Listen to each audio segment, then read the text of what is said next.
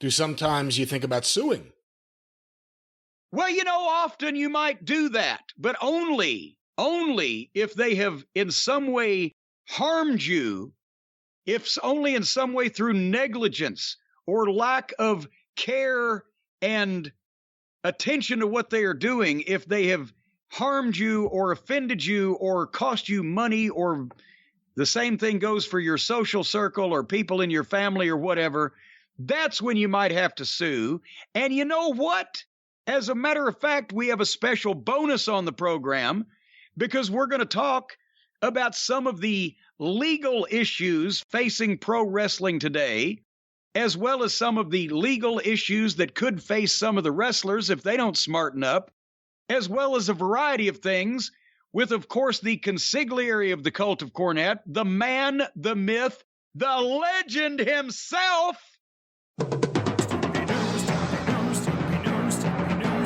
Call Stephen P. News.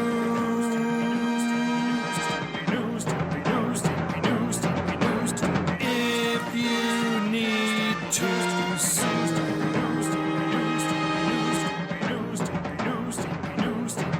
An outlaw mud show or two. Those are the rest. And yes, ladies and gentlemen, before we go to this exclusive interview, one moment of explanation. We had to record with Stephen P. New at newlawoffice.com, 888-692-8084. We had to record with Stephen to accommodate his busy schedule with all of these class action suits and trials and various things, filings that he's involved in. And we recorded this literally hours before the news came out that Vince McMahon had signed multiple more DNAs. He spread DNA and he signed NDAs on multiple more women for multiple more millions of dollars.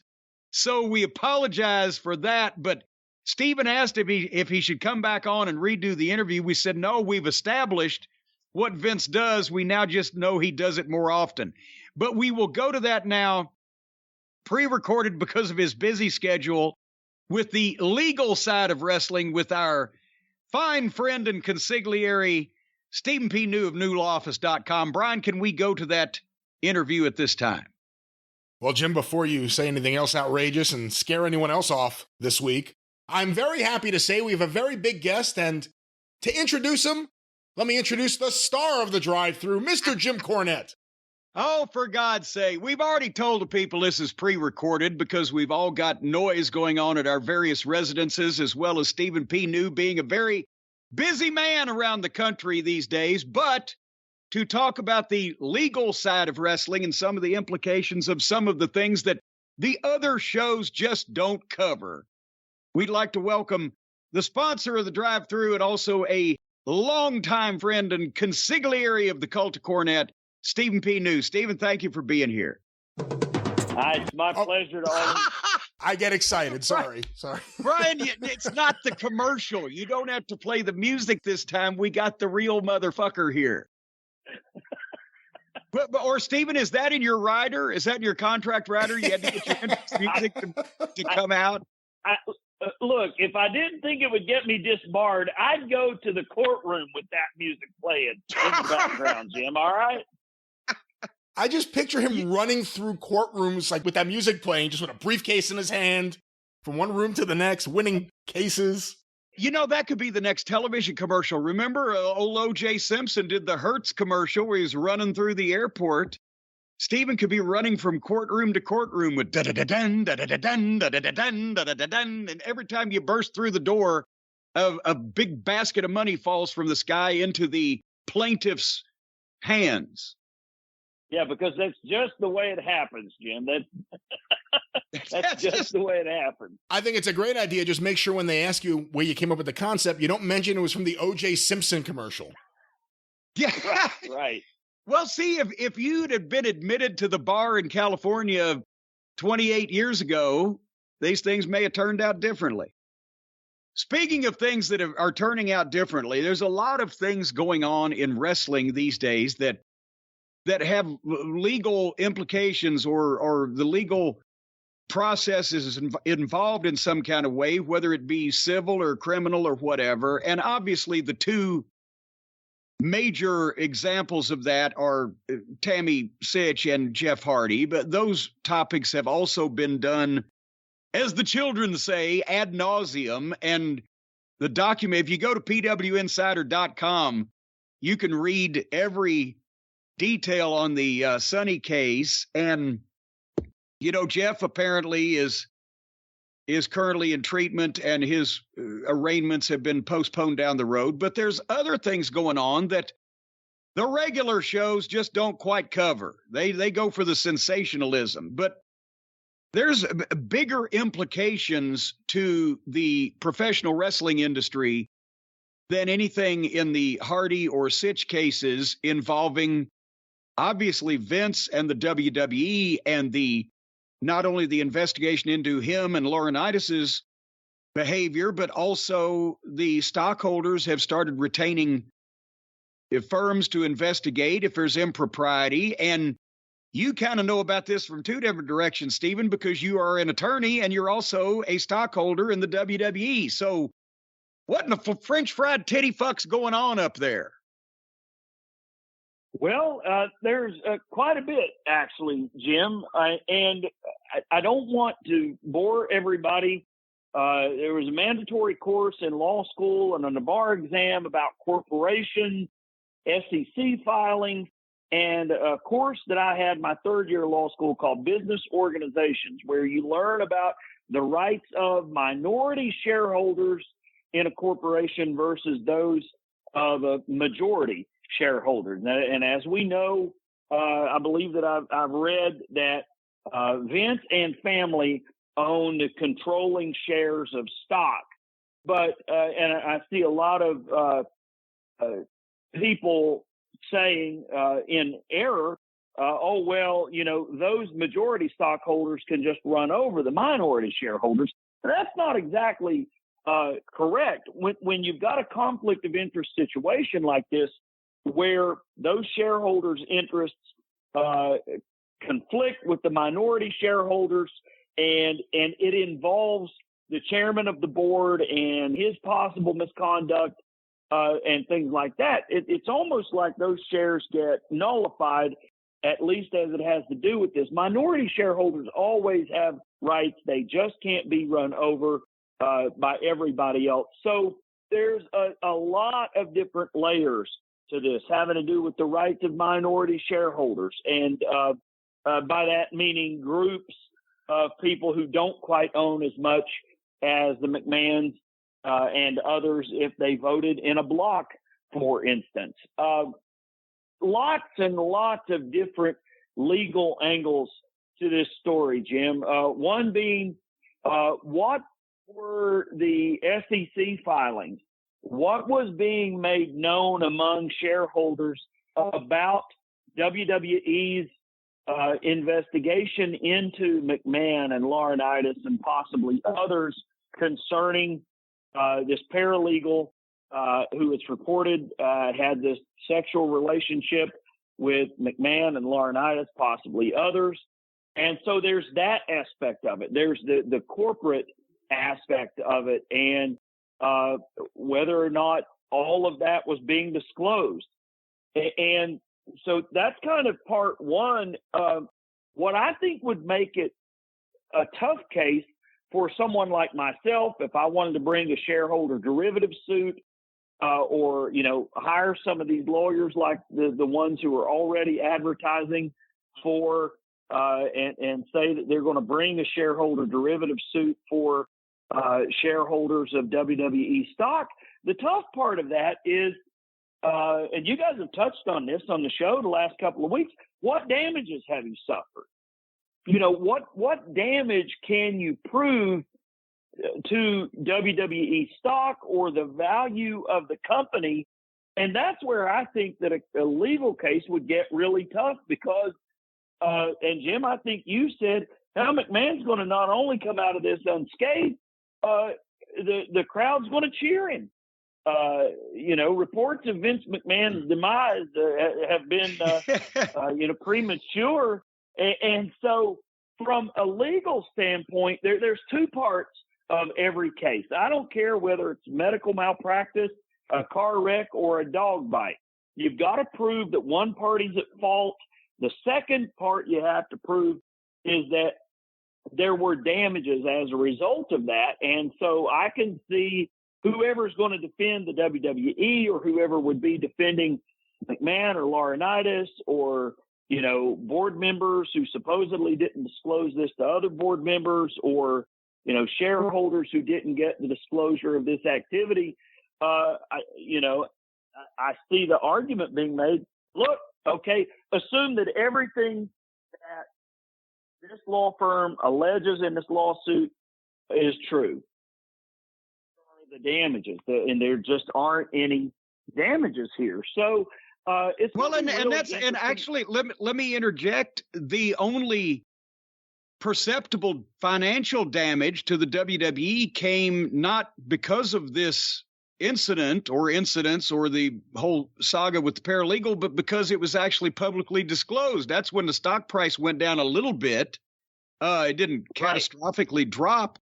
But the thing with, since they went public, since the WWE went public and started selling stock, you know, I always looked at it sideways because it's a wrestling company and you're selling stock, and, you know, just those things didn't seem to mix to me. But also Vince and or his family, as you said, we don't know whether Stephanie has sold some things and we don't know what Linda's position is these days. But the point is Vince McMahon and or family members not only still controlled 80-something%, I believe was the last estimate I saw of the stock, but they have more of the, and this is over my head also, Brian's a financial wizard. He probably knows, you probably do, but the Class A versus the Class B shares of stock, if Vince gets at a disproportionate voting rights in whatever because of the kind of stock he has. So you're right, there has to be some kind of guardrails or rules of the road or protection for the minority stockholders just through any type of SEC regulations or whatever. But how strong is that going up against a guy who owns 80% or thereabouts and most of the voting rights of a publicly traded company to begin with that's worth $5 billion? Well, I mean, even if you nullified those and you put everybody on equal ground, right, you still have to answer the question of, okay, prove what their self-dealing or whatever else you want to allege, you know, failure to disclose certain activities by certain people, prove how that's harmed you. You know, your stock split, or it went up in value, or, you know, they're otherwise managing to make these big multi-billion-dollar deals with Saudi Arabia and Fox and USA Network, NBC Universal. I think it would be some tough sledding. One thing you mentioned there, Jim, is about the non-disclosure aspect of this. I think you'll know whether WWE is serious about defending McMahon or how serious McMahon is about this if there's a lawsuit filed attempting to try to get how this became public information. That's the aspect of this case that intrigues me the most, because in a lot of my cases, when we've got an agreement in principle to settle a case, and let's say we're settling a case for $1 million, and then the defense lawyers will come to me and say, oh, well, listen, you know, Corporation X really don't want this to get out and where it's available to the rest of the members of the public or anybody who go down to the courthouse and read about this. So we would like confidentiality. Well, that's going to cost you a 10 or 15% premium. So if you want to throw an extra $100,000 on there, I'll talk to my client about confidentiality in this settlement. So non-disclosure agreements, confidentiality agreements are standard in legal affairs. And it's going to be real interesting to see how this affair with this paralegal, or whatever you want to call it, this relationship with this paralegal, came to be known by the public. Did she violate the NDA by telling a roommate, or you know, was there someone associated with her, or was there someone in the front office who knew about it, who had access to it, who leaked it. Okay, here's a question. Way. Here's a question. You and I are best friends, and we just gab all the time. We spill the tea, as they say, right? So you know that I'm having an affair with John Laryngitis, because I'm telling you as it's happening. I'm giving you the details because we're friends, and it's something going on in my life. But then a year from now, me and Johnny, we just don't see eye to eye anymore. And we break up, and I sign a non-disclosure agreement that I'm not going to talk to anybody about our time together, me and Johnny, but I've already told you. So who has the legal exposure for disseminating that information then? Am I absolved because I signed an NDA, but I told somebody before I signed it, and now it's their fucking fault, but they didn't sign anything. So how does that work?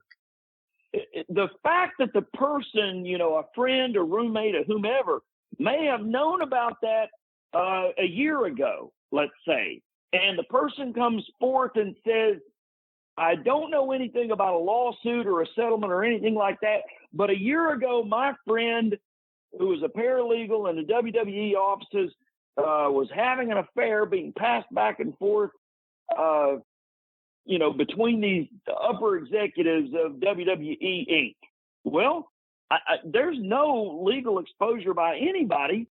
And let me tell you the reason why. Number one, the person who signed the NDA didn't make the disclosure after signing the NDA. And number two, the person who said it, the roommate or whatever, truth is an absolute defense to defamation. So it's not like Laurinaitis or McMahon can come along and say, hey, she defamed me, pal. Well, no, she didn't. What she said was absolutely 100% the gospel truth. So there's really nothing that could be actionable about that. And I think that's a big part of the reason why WWE hasn't, tried to delve into. You haven't heard about any lawsuits, suing for breaches of the NDA or suing the roommate or the whomever for defamation or tortious interference with business relations or anything like that, because I believe those are all defensible. But it's really interesting to see how the rest of this is going to play out. But that's kind of my hot take on that topic, Jim. Oh, one more thing with this topic, and we'll move on because we had a couple of other things. But there's been no accusation of a legal offense or issue in what Vince and or Laurinaitis did in the paralegal. This is all civil and or because of the publicly traded company aspect and stock, et cetera, and they want to know what the guy running the company is doing. So I've heard and he paid her $100,000 a year, well, then $200,000 a year. You're jumping ahead of me. We heard that Vince gave the $3 million, whatever, out of his own personal money, so that shouldn't, affect the company and it's his own private business. But if he hired someone and then gave them a massive raise of that nature and with all the other things that were going on, the point is that's company money. Does he have exposure there to something in terms of a civil problem with the shareholders, stockholders, SEC, whatever the case? And how many more of these? Because they said they're investigating more NDAs. That meant a flat fact. There's more NDAs, more agreements with women. We're investigating those. We just don't know how many. So the same thing applies there. Is he exposed in that respect?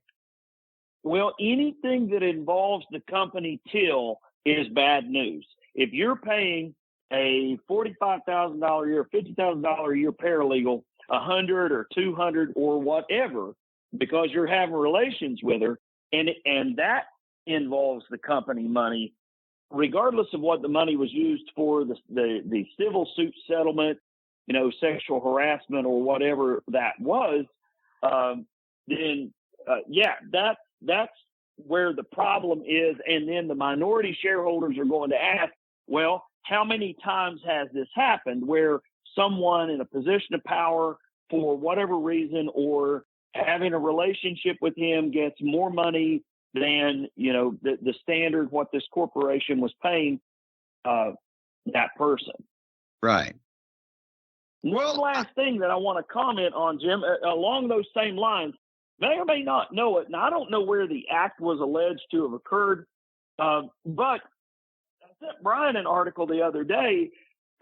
New York has recently enacted a law called the Adult Survivors Act, which is going to extend the statute of limitations out to, I believe, November of 2023 for anyone who has ever been a victim of a sexual assault or a sexual offense in the state of New York at any given time. Basically, they're saying, hey, we don't care how old you are. If you were sodomized, well, that's a bad example because it's an underage child and they have a different statute of limitations. It's even longer. But basically, improprieties. Impropriety in 1982 to a 19-year-old who was born in 1963, she's now going to have until November of 2023. If she got sexually assaulted at the Garden in 1982 at the age of 19 years, she's now going to have until November of 2023 under the Adult Sexual Survivors Act. That act in New York was extended to age 57 for juvenile victims of sexual abuse, for like the Catholic priests, Boy Scouts, things like that. And it's unbelievable how much steam in the wake of the Me Too movement, things like that are picking up. Even here in a state that's gotten a little more conservative like West Virginia, juvenile victims of sexual abuse and sexual assault now have until their 36th birthday if they were abused under the age of 18 years. So that's going to be real interesting for WWE, professional sports organizations, celebrities, things like that. Well, and maybe the reason 54. The reason that several people have noted that change recently in that extension on the statute of limitations is because of the new publicity that Rita Chatterton's story got. I mean, everybody had heard that story in 1986, and then well, I won't say everybody heard it on Donahue in 92, right? In 86, people inside the wrestling business heard, scuttlebutt. Then in 92, she told a story on Donahue. Then she's been out of the public eye, and it surfaced again with all these other allegations.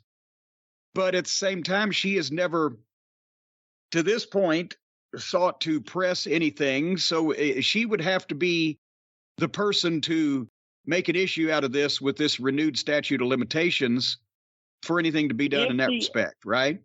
If the act occurred in New York, the answer is yes.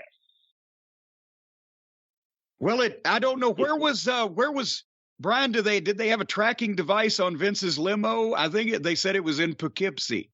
I forget exactly where it was. Nothing good happens in Poughkeepsie, ladies and gentlemen. I guess not. Well, what other topics do we have?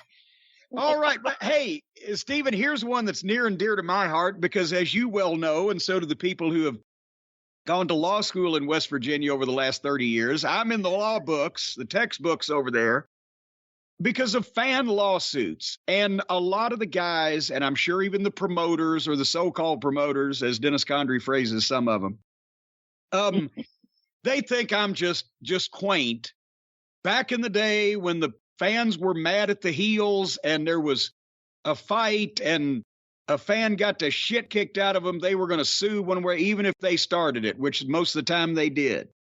But that's all gone now that everybody knows that it's all entertainment and nobody's going to sue anybody because all the fans and all the wrestlers are just good, close personal friends, and they would never dream of doing that until Junior walks home from the wrestling matches with no front teeth and some responsible adult in the house says, hey, ain't the guy that owns that company a fucking billionaire? And suddenly that family living in a single wide trailer has a fucking orthodontist on staff on Tony Khan's dime. I'm surprised there's not more, but still it happens every once in a while. But the guys leave themselves exposed to lawsuits with the crazy fights and brawling in the crowd and throwing objects wild and recklessly, and the promoters even more, because now the fans are smart enough to know that the promoters are the ones with the money. 40, 50 years ago, they thought the wrestlers were all the big millionaires. Now they know the promoters are. And it's just playing with fire, literally, in some cases. What if Jelly Nutella's flaming boot had flown off his foot and landed in some fucking girl's lap in the front row who was holding a nursing baby? I mean, it's just ridiculous shit that they do and leave themselves exposed to. How would you, Stephen, handle any of those cases when a guy goes over the railing out into the spectator area of the arena and takes a body slam, and on the way up, his foot kicks a kid in the face, or they do a dive out of the ring and the railing comes and fucking hits the guy's knee and breaks his patella, or whatever the case? How hard a case would that be for you to cash in on for your plaintiffs? Well, the answer to every question in law school, Jim, is it depends. So let's go ahead and start unpacking a lot of what you just said there. And as another aside, I want to say I love the Cult of Cornette members, because Ron DeShane was the first one that tagged me in that Adult Survivors Act, and was just curious about that and the stuff maybe that had happened at the Garden or in Poughkeepsie or whatever. And there was a Cult of Cornette member that took a sign to an AEW event a few months ago, if you recall. It said, "If you come over this rail on me, I'm calling Stephen P. New." It was right in the middle of a Cody match. So, I mean, I love the cult members and how much they put me over, like you guys. So there's a lot to unpack in what you just said there. And the case, for those of you who want to look it up, is a 1990 case in West Virginia Supreme Court of Appeals called Roy and Ruby Massey v. Jim Crockett Promotions et al. And Mr. Cornette there was one of the defendants in the et al., ladies and gentlemen. So that's a good primer, a good starter for all of these legal issues. One being that, number one, for a big company like the WWE or AEW, or maybe even some of the others like Ring of Honor, MLW, Impact, the ticket is and has always been a license to an event. And just like any license, that license can be revoked at any time. That ticket, it's not a constitutional right. It's a license to enter that live event. Okay? So that needs said from the outset. Now what's happened is, in the olden days, when I go back and look at my Mid-Atlantic or Jim Crockett Promotions tickets or WWF tickets from the 80s or early 90s, all of the fine print is listed on the bottom in about 0.03 font that has all of the terms at the bottom of a paper ticket. Now it's much more problematic, Jim, because if you're on a ticket service like Ticketmaster or StubHub or wherever that you're buying your ticket from, the terms of service have expanded greatly. And as we've talked about privately with Spectrum, every time you click on that computer, I agree to these terms of service, whatever is in there, you're stuck with. So some of those things won't stick in a court of law. For instance, assumption of risk and release of liability. You cannot agree in advance to release of liability, or you don't assume the risk by going to a pro wrestling event of having some 300-pound guy land on your leg going on a backdrop over the rail, or some fireball missing the opponent and coming into your face. Just anything like that. So it's the same situation that if you go to a football game and you're standing on the sidelines where the team gathers and next to the coach or whatever, and you get accidentally tackled, that's an assumed risk for you putting yourself inside the area cordoned off for the game. But if you were six rows back in the general admission seats and the quarterback got launched out of a fucking cannon and landed on you in the bleachers, you would have an actionable case because there's no reasonable expectation when you're sitting 6 rows back in the bleachers that the game would enter your spectator area. And that's the big thing that got me on a few things, because they said there is an area clearly delineated, whether it's for the spectators or whether it's for the participants. And when you could prove that area of delineation, the guy who came from the other side was generally found to be at fault, whether it's the fan hopped the rail or the wrestler went over the rail. That's exactly right. Now, where these companies get into trouble is when they have these falls count anywhere matches, or, these guys decide they're just going to fight up into the stands and, all of the stuff that comes along with that. I think they got some real exposure there, because if somebody got badly hurt and a case resulted from that, then I think a judge would have a question of, why were these two guys fighting, up in section 103 instead of down in the ring if this were a pro wrestling match? So the other thing that I'll say, coming back to the spectrum aspect of this, is in terms of service, and you guys have heard me rail about this, I unfortunately have to decline Cult of Cornette member cases and cases right here in my own backyard on a far too frequent basis, because some people, mostly Republicans, have decided to strip Americans of their God-given Seventh Amendment right to a jury trial that's come from the Magna Carta, the Declaration of Independence, to the Constitution, and every state constitution says you have a right to a jury trial. Well, now credit card companies, phone companies, you name it, have inserted an arbitration, mandatory arbitration, and you can't participate in a class action term of service in this fine print that none of us read, myself included. Nobody's going to take the time to sit there and go through. Brian last May, but none of the rest of us reasonable people do, where we read these stupid terms of service. So that's why I said it depends. At a show like, let's say Game Changer Wrestling, where, a wrestler lights his boot on fire, super kicks someone, they don't have a fire extinguisher there, and he tosses said flaming boot out onto nursing mother in the second row. They've probably got some problems, because they're not going to have the arbitration clause, the fine print terms of service, you assume the risk, release of liability language, things like that. So, the smaller the company, it's a double-edged sword. The smaller the company, the less likely they are to be protected by terms of service, the more likely they are to not have a pot to piss in or a window to throw it out of. But you would think that it would be a good rule of thumb for anybody in a professional wrestling business. And also, here's the thing. The wrestler may think, well, I don't have any money, so I'm not going to get sued. You will get named in the suit because they're going for the promoter's insurance company. But everybody down along the line, sometimes including the arena, will get named in the suit. So you get kicked out of your building because they don't like to get sued. The promoter's going to be sued because you're an agent of the promoter. As you're a professional wrestler on his card, you're going to get sued. And if you're in the match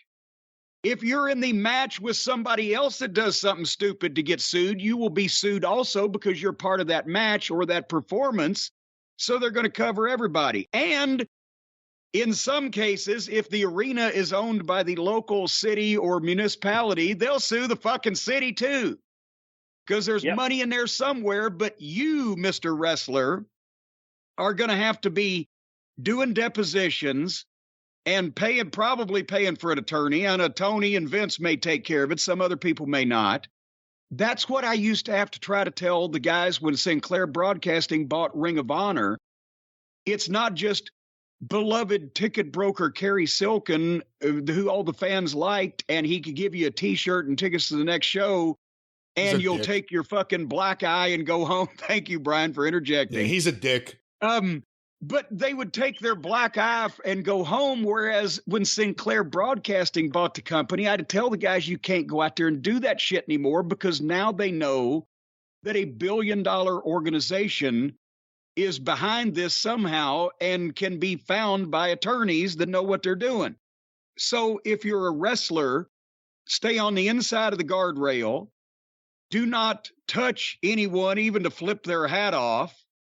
And as best you can, when you're flailing furniture and garbage around, and throwing it at each other like you're playing dodgeball, don't let that shit fly out in the crowd, because if somebody loses an eye, you're going to fucking buy them a new one. Am I right on those things, Stephen? I saw a clip the other day of a guy using a fluorescent light tube and it broke in half and flew into the crowd. I couldn't believe it. Someone's going to sue over that. Well, but see, here's the thing now. Stephen also is smarting me up to people who are judgment proof.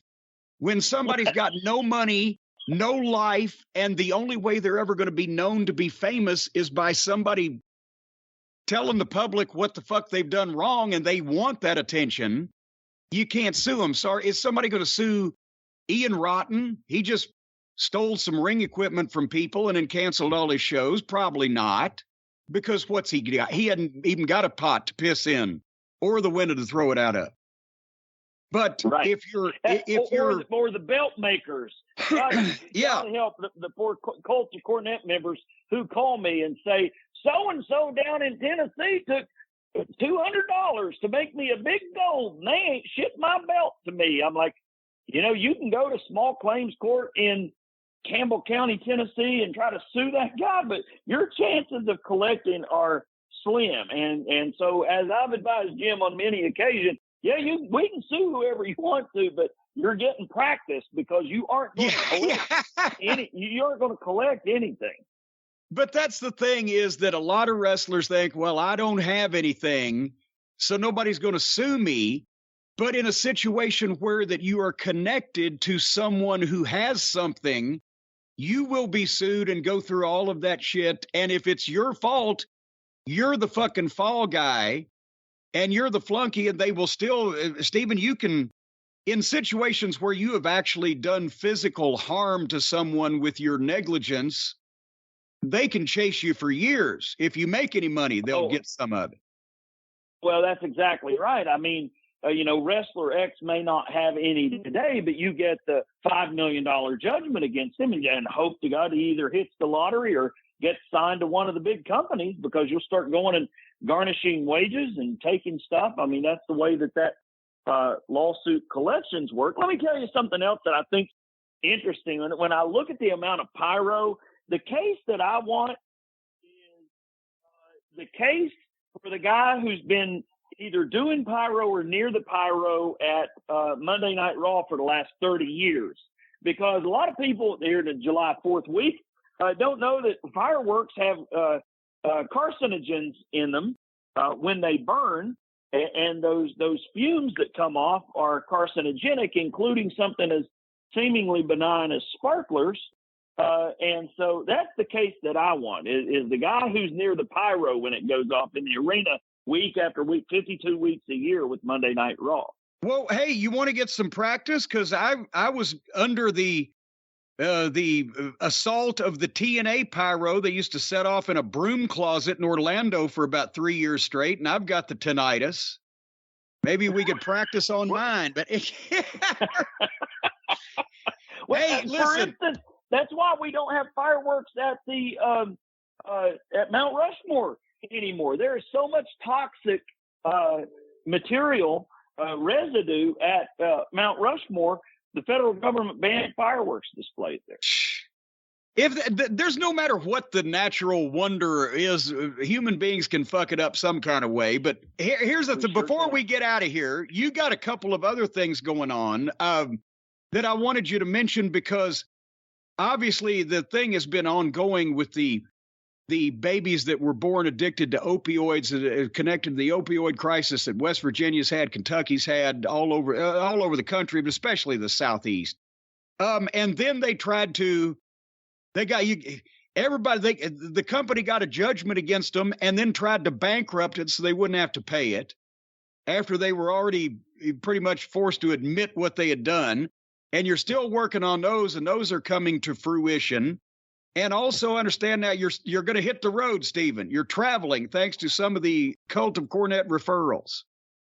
That is exactly right, Jim. And let me just go ahead and tell you that we started the first 18 cases for addicted babies here in West Virginia. And to give the cult members and the listeners an idea, there is an array of 75 corporations that have been sued in that litigation. And so I hope that in the next few months or the next year that I get to come on here on the show with you and Brian as a thank you for always, reminding the cult members and the listeners to what it is that we're doing. But that case is so near and dear to my heart. And if you ever spent any time with these children who didn't choose to do anything, they didn't go to the doctor and get prescribed this stuff. But these children are really suffering on a nationwide basis, hundreds of billions of dollars in damage. And unless these corporations are held responsible, that'll just get shifted over onto the public to deal with. But I'm taking my show on the road, Jim, a place that you're greatly familiar with, that being New Orleans, Louisiana. Oh, boy. And over the last month or two here, I've had a lot of lawyers reach out to me. One who was a cult member and listener to the show. He had a friend down in Maryland, and the friend said, look, I got this really great case. It's a wrongful death. There's a result of DUI, and I need to refer it out, need to bring somebody in. He said, you need to call that Stephen P. New guy, and I'm going to be doing that case soon, and had some lawyers who heard about me. It has to do with the wake of Hurricane Ida, and the energy, the electricity went out in New Orleans, Louisiana, in the wake of Hurricane Ida for about 3 weeks. And the winds never got above 94 miles an hour, mostly. And the energy company for Louisiana had taken money and grants from the federal and state governments and had certified to the city of New Orleans and Louisiana, hey, these towers will stand in the face of 150 mile an hour winds. And we're going to go in and we're going to reinforce the metal and put big guy wires up. And these towers are never going to fall. And then they fell. And people on dialysis machines and other medical equipment, they had no power for long periods of time. Their businesses were greatly damaged, and imagine you're in the middle of a hurricane and your power is out for 10 days. You might be prepared for something like that, Jim. I might be prepared. I'm sure that Brian is in last manner, but if you're in an apartment in the 9th Ward in New Orleans, Louisiana, going 5 or 10 days without power with no idea when it's going to come back on, and a child to take care of, or an elderly person, that's really scary. And the damages are huge in this case. We just got sent back to state court out of federal court, and I'm really, really looking forward. I go down next week to be admitted temporarily in the great state of Louisiana, and I'm so looking forward to getting down there. But I can't say thank you enough to all the cult members who call in.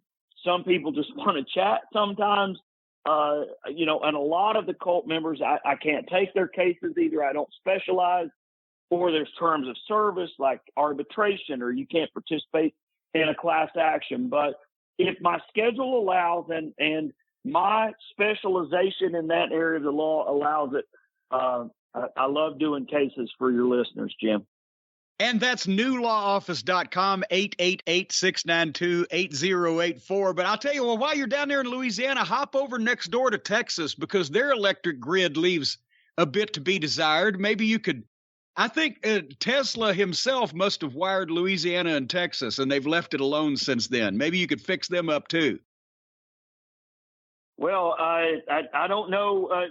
Under their current leadership, Abbott seems to say that he's got everything completely under control down there. So maybe we give Beto O'Rourke a chance down there in Texas and see how well he could maybe do some things. And, I think that they ought to dependence on fossil fuels and think outside the box some more. But they got a lot of problems in Texas. They ought to split. It's big enough. They ought to split Texas in half. Give the left side, no pun intended, to Beto. Give the right side to Abbott, and see who comes out the best. We could draw the line maybe right down through the middle of San Antonio.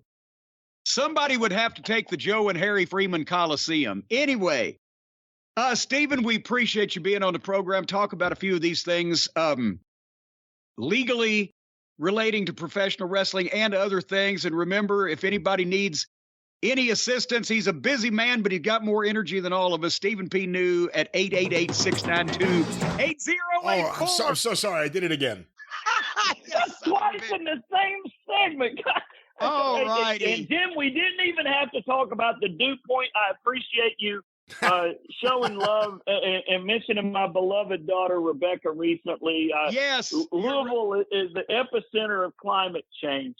Rebecca sent me the documentation, and now I know why that the dew point yesterday was 75, and it got to be 101, which was the hottest day in Louisville, Kentucky in the past 10 years. Oh, my. Anyway, all right, we're going to wrap it up and go back to our regularly scheduled program. Brian will take back over. So, folks, it's all downhill from here. And I mean that in an entertainment fashion. Stephen, thank you for being on the program. And what do we got next? Oh, great one. Well, there it is, Jim. Once again, our conversation with Stephen P. New, who we talk about every week. And see, he likes us, even despite the awful things you say about him each week in these spots. I never say a bad thing about anybody. That's all mere conjecture and rumor.